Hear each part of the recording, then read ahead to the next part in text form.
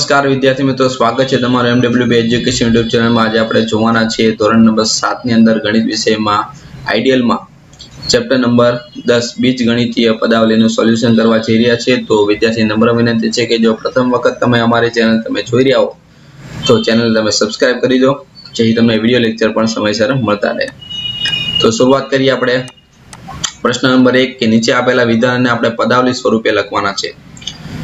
x અને y ના ગુણાકારના બે ગણામાં 5 ઉમેરવાનો છે। તો સૌપ્રથમ પહેલા આ પ્રક્રિયા કરીએ। x અને y નો ગુણાકાર એટલે xy, ઈ ગુણાકારના આપણે બે ગણા કરવાના એટલે એના મલ્ટીપ્લાય 2, એનામાં કેટલા ઉમેરવાના છે 5 ઉમેરવાના, એટલે આ રીતે આપણે લખી શકાય।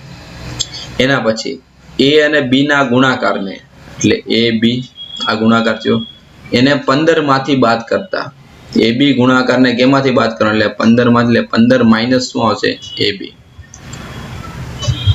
ત્રીજો પ્રશ્ન જોઈએ, x અને y ના સરવાળો, તો પેલા x પ્લસ y લખી દે, સરવાળાના વર્ગમાંથી એટલે એનો સ્ક્વેર કરો, વર્ગમાંથી 6 ને બાદ કરે એટલે માઈનસ કેટલા કરવાના 6।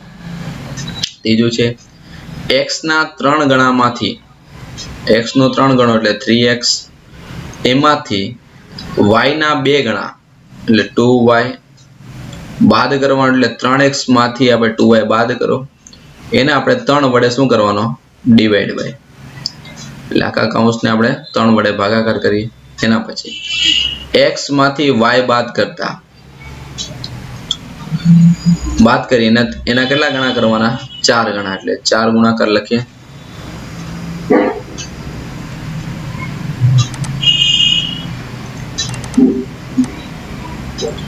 ચલો એના પછી હવે નેક્સ્ટ તમને અહીં આપેલો છે કે નીચે આપેલી પદાવલીમાં પદ અને અવયવને ટ્રી ચાર્ટ સ્વરૂપે આપણે દર્શાવવાનો છે। તો પદાવલી તમને આપેલી છે 5x square plus 6x minus 7, આ પદાવલી થઈ। હવે એના પદ આપણે દર્શાવી, તેમાં 3 પદ છે, એક 5x સ્ક્વેર, બીજું છે 6x ને ત્રીજું છે -7। હવે એના આપણે અવયવ પાડીએ ટ્રી ચાર્ટ સ્વરૂપે। તો 5x સ્ક્વેર ના અવયવ 3 પડે છે, 5 ગુણ્યા x ગુણ્યા x, 6x ના બે અવયવ પડે છે 6 અને x, -7 ના બે અવયવ પડે છે -1 અને 7। તેવી રીતે બીજો પ્રશ્ન આપેલો છે, એમાં પદાવલી તમને આપેલી છે 6x square y cube plus 9x square y square minus xy। હવે એમાં ટોટલ 3 પદ છે, પહેલું, આ બીજું અને ત્રીજું। હવે એને આપણે અવયવ લખવાના છે। તો આના અવયવ પર પડે તો 6, અહીંયા આવશે x સ્ક્વેર અને આ આવશે y ક્યુબ। x સ્ક્વેર ના પાછા અવયવ પાડીએ આપણે x x, y ના આપણે અવયવ પાડીએ તો શું આવશે y y અને y। ચલો તેવી રીતે અહીંયા આપણે આના 6 ના આપણે અવયવ પાડવા પડશે, 3 ગુણ્યા 2, 3 અને 2। ચલો તેવી રીતે અહીંયા આપણે અવયવ પાડીએ તો 9 ના અવયવ શું બનશે 3 3, x સ્ક્વેર છે એના અવયવ 2 પડે, x x, y સ્ક્વેર છે એના પણ અવયવ આપણને 2 મળે, y અને y। એના પછી -1 x અને શું આવશે y।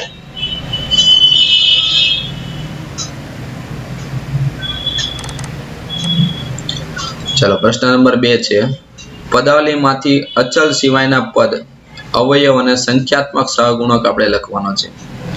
તો અચલ એટલે ચલ સિવાયના,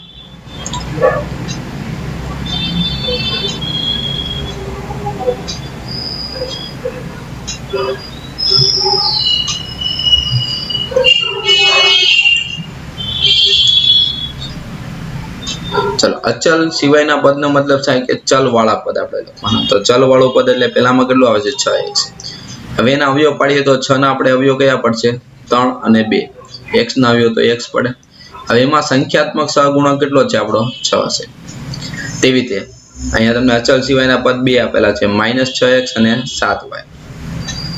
તો -6x ના અવયવ તમને આપેલા છે -1 3 2 અને x, 7y ના તમને અવયવ આપેલા છે 7, y। એમાં સંખ્યાત્મક સહગુણક જોઈએ તો કયો આવે છે -6 અને 7। એના પછી અહીંયા તમને 3 પદ આપેલા છે ab, -2a² b અને 3a² b। ચલો હવે એના અવયવ આપણે લખવાના છે. તો અવયવની અંદર કયા કયા આવશે? -1, 3, 2 અને 3. એ સિવાય બીજા તમને કયા દેખાય છે? A, B, આ બંને અવયવ આપણને દેખાય છે. A કેટલી વાર લખવાના છે? 2 વાર લખવાના છે. B પણ કેટલી વાર લખવાના છે? 2 વાર. નવ સંખ્યાત્મક સહગુણક કયો છે? -2 અને 3. ચલો પ્રશ્ન નંબર 3 છે, y વાળા પદ શોધવાના છે અને y નો સહગુણક લખવાનો છે. તો પહેલામાં y વાળું પદ 6y આવે છે, એનો સહગુણક કેટલો આવે છે? 6. તેવી રીતે બીજામાં y વાળું પદ છે -7xy, એમાં સહગુણક કેટલો છે? -7x લખો.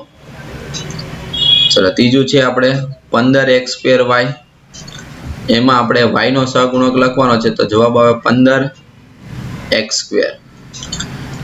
એના પછી છે 6x2y, એનો આપણે y નો સહગુણક લખો એટલે 6x2 આવશે. x2 વાળા પદ મેળવવા છે અને સહગુણક લખવાનો છે. તો x2 વાળું પદ કયું છે? -x2y2. એમાં x2 નો સહગુણક કેટલો છે? તો -1. સંખ્યાત્મક સહગુણકો છે તો -1 આવશે, પરંતુ આપણને જવાબમાં -1 અને y2 લખેલો છે. ચલો બીજામાં x2 વાળું પદ કયું આપે છે? 6x2. એમાં સહગુણક કેટલો છે? 6.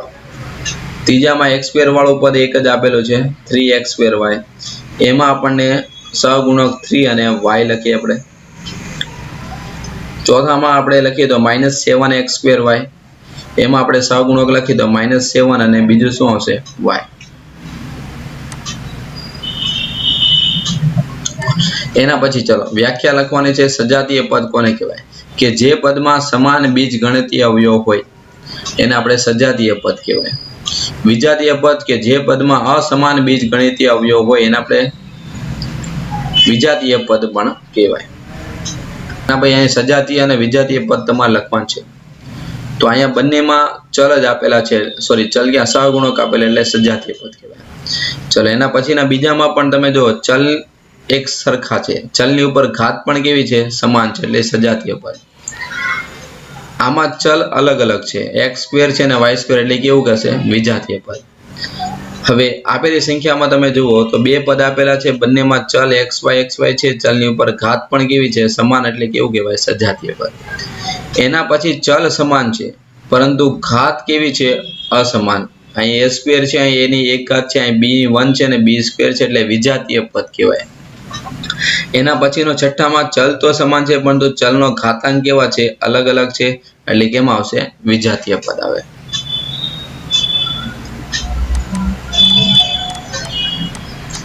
ચલો એના પછી તમને વ્યાખ્યા આપેલી છે, આમાંથી જોઈને તમારે લખવાની છે. બહુપદી અને એકપદી કોને કહેવાય છે તેની.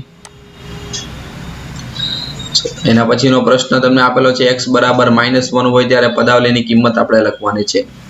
તો x દેખાય ત્યાં આપણે -1 કિંમત લખવાની છે x ની જગ્યા ઉપર. તો પેલું પદ બનશે -8, -1 ગુણાકાર +7.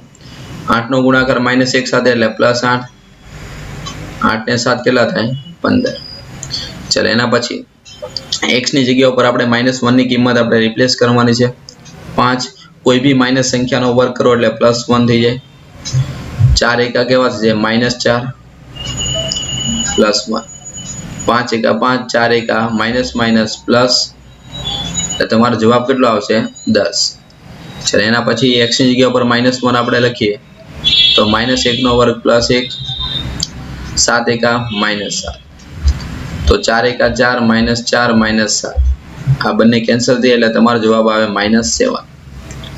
ચલો એની પછીનો બીજો પ્રશ્ન તમને આપેલો છે. x બરાબર -2 અને y બરાબર 2 આપણે મૂકવાના છે કિંમત.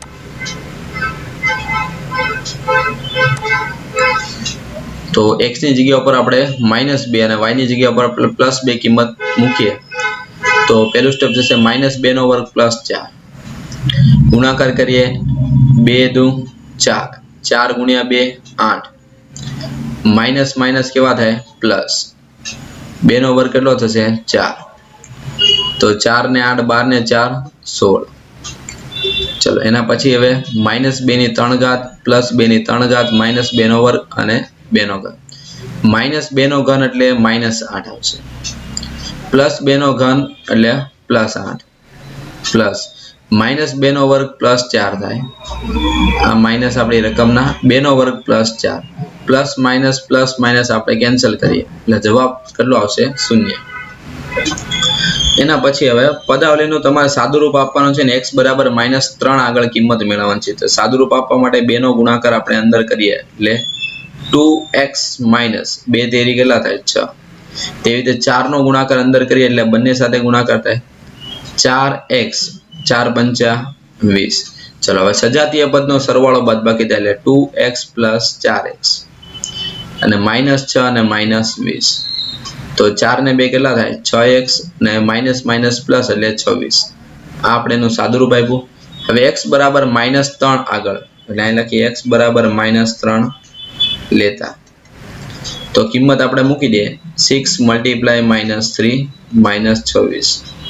તો 3 છંગ -18 -26.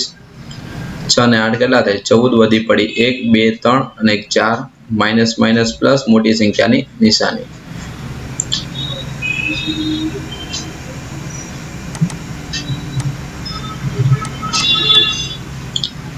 ચલો એના પછીનો પ્રશ્ન છે x બરાબર 0 માટે આપણે કિંમત મેળવવાની છે એને.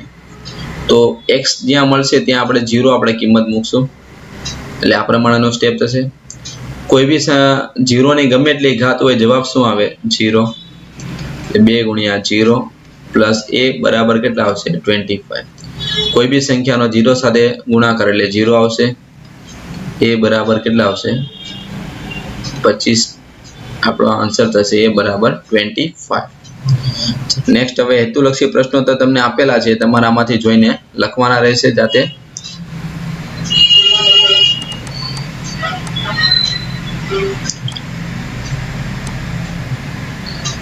ચલો એના પછી આગળ વધીએ એટલે આપણને હેતુલક્ષી પ્રશ્નોત્તર જે આપેલા છે એક વખત તમે વિડીયો પોઝ કરી અને પછી દરેક પ્રશ્નના ઉત્તર તમે તમારી આઈડિયલ પોથીની અંદર તમે લખી શકો છો. એના પછીનો પ્રશ્ન તમને ખાલી જગ્યા આપેલા છે, ખાલી જગ્યાના દરેક પ્રશ્નના ઉત્તર તમને આપેલા છે, ત્યાંમાંથી જોઈને તમારે તમારા આઈડિયલની અંદર લખવાના રહેશે. પ્રશ્ન નંબર 3 તમને આપેલો છે ખરા ખોટા, તો એના પણ પ્રશ્નના ઉત્તર તમને અહીંયા આપેલા છે, આમાંથી જોઈને તમારે આઈડિયલ પોથી તમારે લખવાના રહેશે.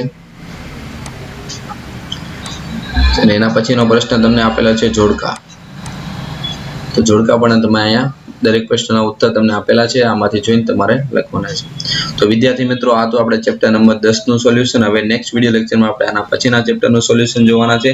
તો તેના માટે તમે ચેનલને સબસ્ક્રાઇબ કરો જેથી તમને વિડિયો લેક્ચર સમયસર મળતા. Thank you. જય હિન્દ, જય ભારત.